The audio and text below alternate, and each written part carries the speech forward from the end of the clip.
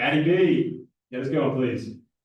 Yeah, for Phillip, Sam was saying that you were having a little bit of a rib issue after last game. Just wondering how you're doing with that. I'm good. I've been doing treatment. I'm feeling good. And then you coming from Troy, this is going to be your first crack at SEC ball. I mean, how much of that was a goal for you coming out of high school to play at this level? It's been a real big goal. I actually played against Ole Miss at Troy. Uh, I faced them before, so I'm excited to face them again. Yeah, what do you remember from that game? They was moving pretty fast. That's really it. It was moving fast. Trey, go ahead. Yeah, Miguel, what do you remember about last year's game? Obviously, there was sorry. What do you remember about last year's game? Obviously, there was a lot of struggles on the back end. Um, Last year, I really feel like we just got off to a slow start, and SEC play, getting off to a slow start is something you can't do. You want to get ahead and get on top of these teams. So once they get rolling and get ahead of you, it's kind of hard to catch up. So what we want to do is come out, start fast, pretty much. Yeah. What has been, I guess, the motivation from coaches and stuff about maybe how last year's game went, and then with this game, and then your perspective also, Philip, on somebody who wasn't with the team last year. Like, what do you see? Obviously, it's been talked about because we do play them again, but this is a completely different team this year, so we have a whole different mentality. But it's still the same thing. It's SEC ball. What wins in the SEC is stopping the run and making them one-dimensional. One-dimensional. Yeah, and your thoughts, just what players have said about last year's game. Uh, we really haven't been focused on last year game or talk about last year game. We focus on us right now, how we could get better, how we getting better each and every game. It's about us doing our jobs. Thanks, guys. Tom, go ahead. Yeah, Philip, I wanted to ask you about what challenges does Ole Miss present to you guys from the run game and the pass game?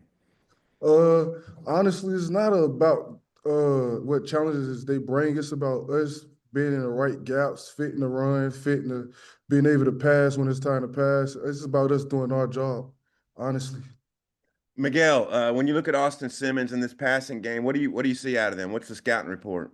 They definitely throw a lot of stuff at you. They try to go fast and get you to kind of miss some easy things that you normally wouldn't mess up. But I feel like Austin Simmons is a good quarterback. He's a really good young guy coming in the ACC.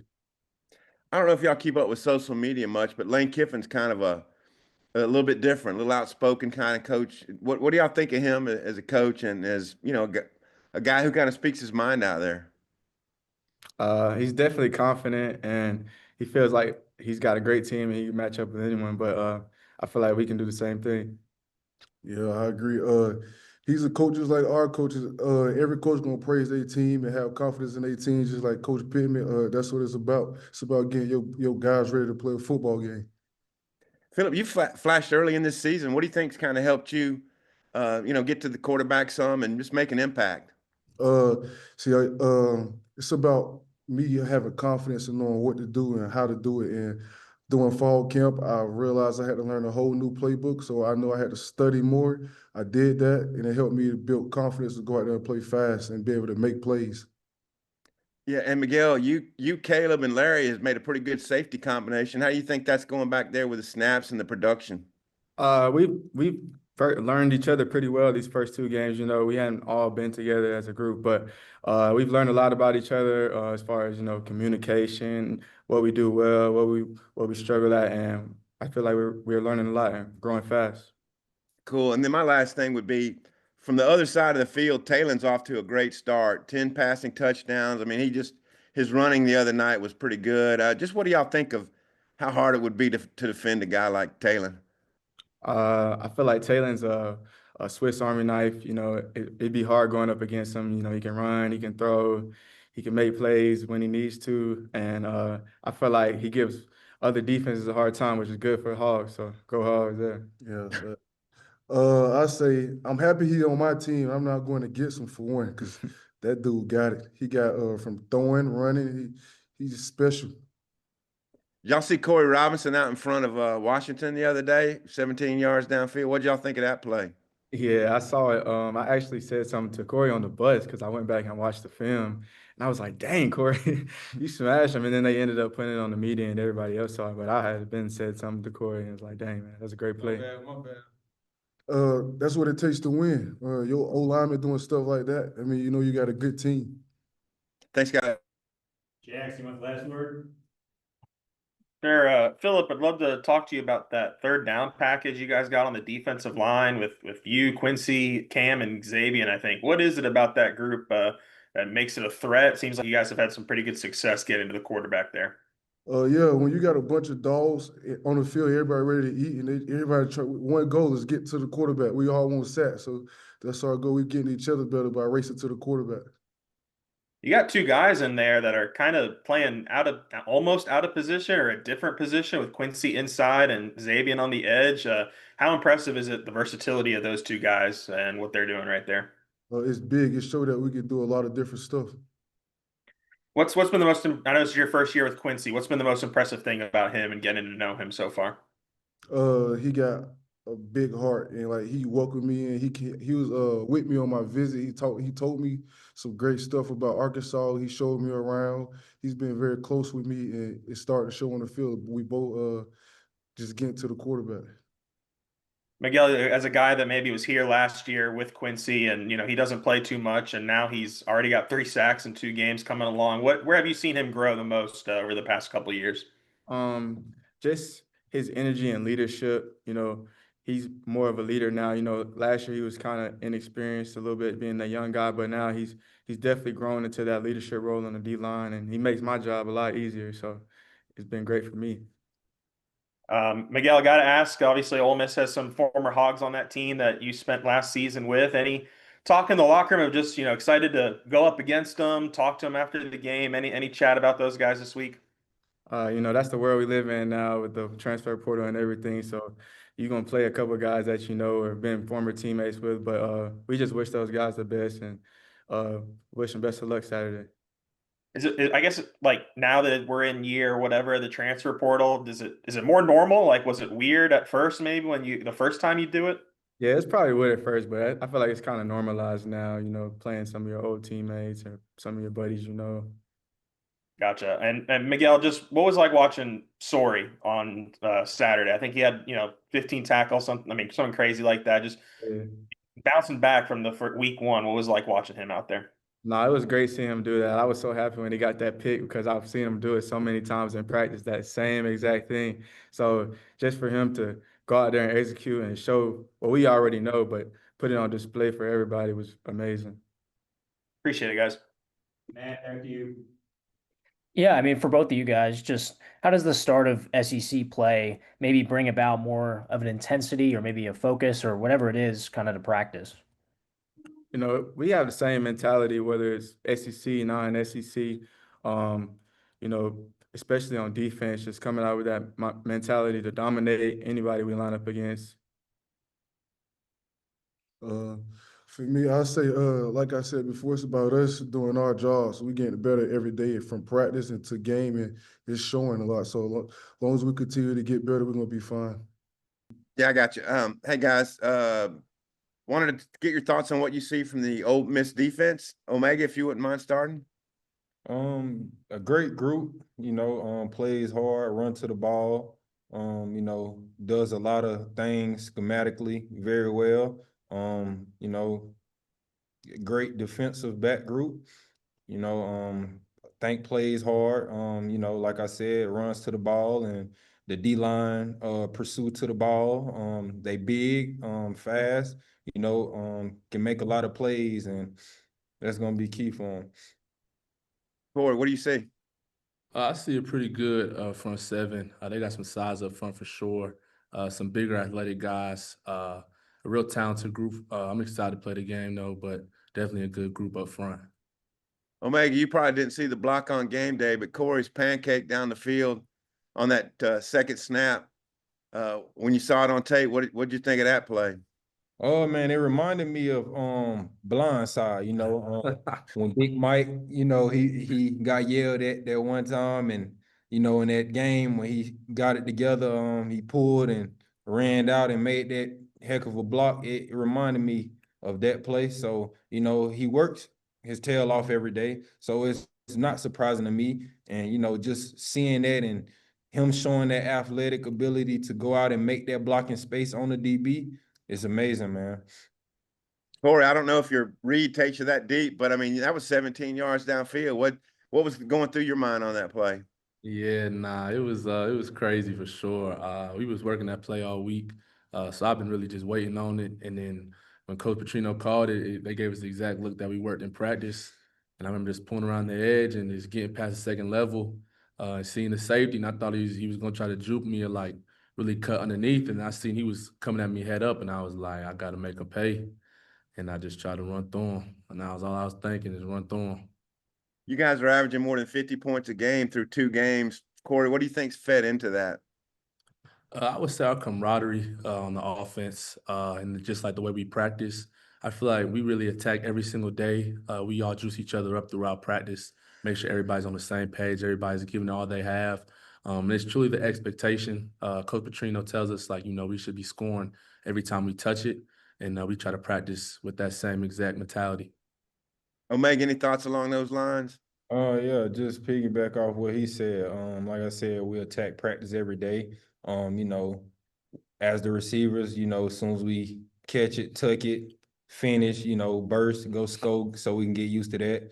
O-line, you know, they, you know, making those type plays that you seen Corey made in the game, they making those at practice. So, you know, it's just, you know, treating it like a game, you know, full everything full speed, and you know, when it's a walkthrough, still full speed, you know, so it'll show up on the tape on Saturdays. Omega, how is your start compared to maybe what you felt like what you would produce through a couple of games? You know, it ain't surprising to me. It might be surprising to the outsiders, but like I put the work in and day out, not just me, but our whole offense collectively. You know, like I said, as soon as I catch it, I finish, you know, go extra hard, run every route like it's my last. You know, so it ain't really surprising me, as I said. It just hitting the light on Saturdays, but it's something that I continuously do every day at practice. Last thing I got, the governor has said she'd like to see Arkansas State play every year. How lit was that game for you guys? What'd you think of the atmosphere and just going down and playing, Corey? I'll say the game was fun. The stadium, it was packed, so it definitely gave us like a lot of energy. And speaking of Arkansas State, like we'll be ready to play anybody. So the opponent really doesn't matter. Omega? Yes, man, that's a great atmosphere over there down there in Little Rock. You know, it's a heck of a stadium. It was for sure one of the loudest stadiums I played in and been a part of. You know, the crowd was like more in tune to it. You know, and a lot of more faces was able to come see us play throughout the state. So, you know, that was a good part. But overall, I think they should keep that going. You know, I think it's a great thing for the state to do. Thanks. Ray, go ahead.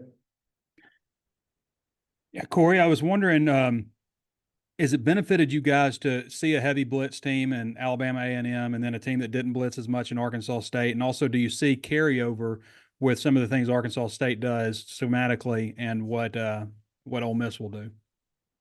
Yeah, for sure. Alabama A&M, they definitely gave us a lot of really good, like just blitz looks, a lot of different looks, especially like on the interior. And then looking at Arkansas State, a lot of the movement that they do up front is pretty similar to Ole Miss, so it kind of gave us like a small taste of it like a week early. So I think it'll definitely be beneficial, and just like looking back at the film and seeing kind of where we went wrong, what we did well, so we can make sure that we can be real clean for this week. And for both of you guys, you had a home game, you had another home game where you had to travel for, and this one is a true road game in the SEC. What has the vibe been like around the football facilities and with coaches and stuff talking to you about, you know, taking it on the road for this game for the first time? High energy, you know, we attack and practice every day. You know, handling the crowd noise every day at practice very well. So, you know, once it comes Saturday, it won't be shocking to us or anything new. You know, just proud of the guys, the way we come into work and attack and practice, knowing that we got this, great opponent to face on Saturday. So like I said, just showing up and, doing what's right throughout practice, throughout the week so it can show up on tape on Saturday. And Omega, what have you seen from the secondary with Ole Miss, personnel wise? Anybody jump out to you? All those guys, they good. Very physical.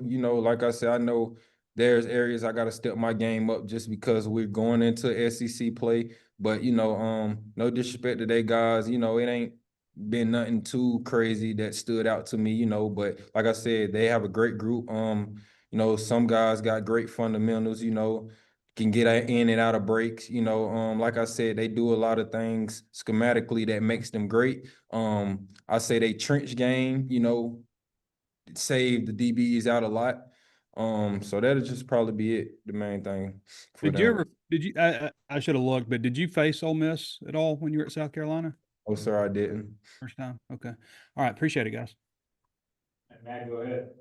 Yeah, Omega, for you, I mean, any particular goals for you this year in SEC play? Kind of your second time through it? Just like I said, mentioned in one of the interviews before, just put together the bad and the good I did and, just execute from that and, just showing up to practice and practicing hard, man. Like I said, it'll show on Saturday if you does those things throughout practice, throughout the week. So it's pretty much it.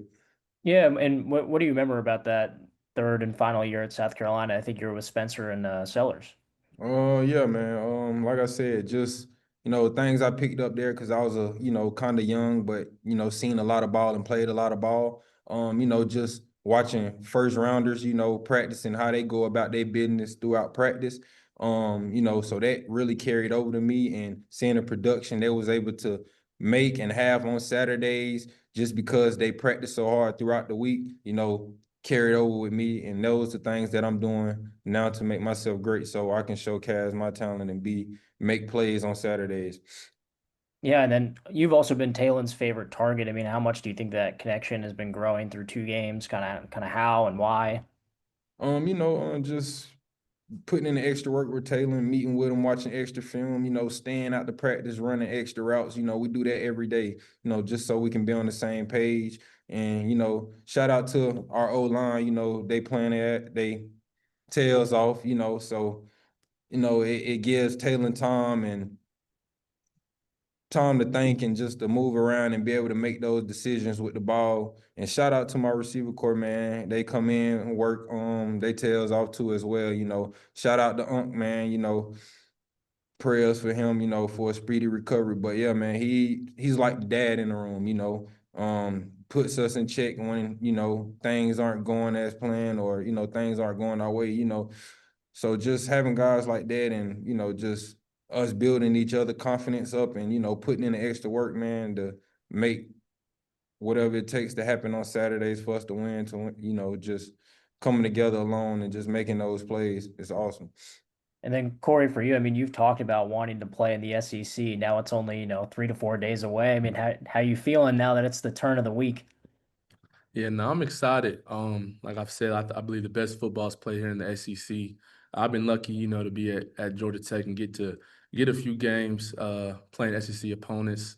But it's gonna be different to have that patch on your chest and rock out with these guys. Coach Mateos was saying at the start of camp that the goal with getting you was to kind of get the best, pass blocking guy, and that they would develop the run game. And then you go and you have that big pancake the other day. I mean, how do you feel like you've developed that run game? Yeah, for sure. I believe that it's definitely being developed. Definitely been a focus of mine as well throughout the off season. And getting to see plays like that show up, is big. But really just trying to keep getting better every day. Mateo's coach, he shows me a lot of different ways to just continue to just excel more in the run game and just get better and work on small details that can help me out a lot. So it's been good. And then the last one for me, something I asked the defensive guys is just with it now being the start of SEC play. I mean, how maybe does that bring about a change of intensity, focus, whatever that is in practices now? Sure. SEC play now is big, but I try not to, raise or lower how I practice or how I compete based on the opponent. So I just try to attack every single day like I'm playing the biggest game of my life, really, that upcoming weekend. Ethan, wrap it up. Yeah, Corey, you mentioned about playing SEC teams before. It's a little bit of deja vu for you because a couple years ago, week 3, you played at Ole Miss. Just I know the teams are a lot different with the portal now, but what do you remember kind of about that environment going down there? Yeah, it's a lot of energy. They're loud for sure. And they definitely feed off of their crowd a lot. But it was a lot of fun. It was a lot of fun playing there and against those guys. So I'm really looking forward to it one more time. And then Omega, just Monte, you mentioned him going down with the injury, how that's, been hard to see, but how has he maybe handled, an injury like that different than, just having that professional background and kind of his involvement still with what y'all do? Monte, not just speaking on Monte's behalf when it comes to this, but like all of us, man, all athletes go through adversity, at some point throughout their life. And I'm pretty sure, from what I know, Monte has already had, a few injuries early on in his career. So, he already done been through adversity, but, just he understands, like, he comes in, he's not, it's not bothering him at all, he wants to be out there with us, but like I said, he's done been through adversity, he's not no selfish guy. He's picking us up, lifting us up. It's like he's still out there, he's right there in our ear once we in indie drill or, team or whatever the case might be. So, like I said, Monte's good with handling adversity. He's done been through it already. And, just a minor, it's just a setback, but he'll be back stronger than he left. And he was right behind you, on the depth chart. They're able to give you some breathers, play some snaps. Who are some guys now that maybe could step up in that role? Just other guys on the team you think could maybe help y'all out, kind of where Monte was. It's time for Courtney Crutchfield, to come along. It's time for Ferd to come along. All those young guys, and it was like that before, Unc went down, you always got to have that mentality, but now we on them constantly every day, and putting it in their head that you up, your number can be called at any moment. So it's go time.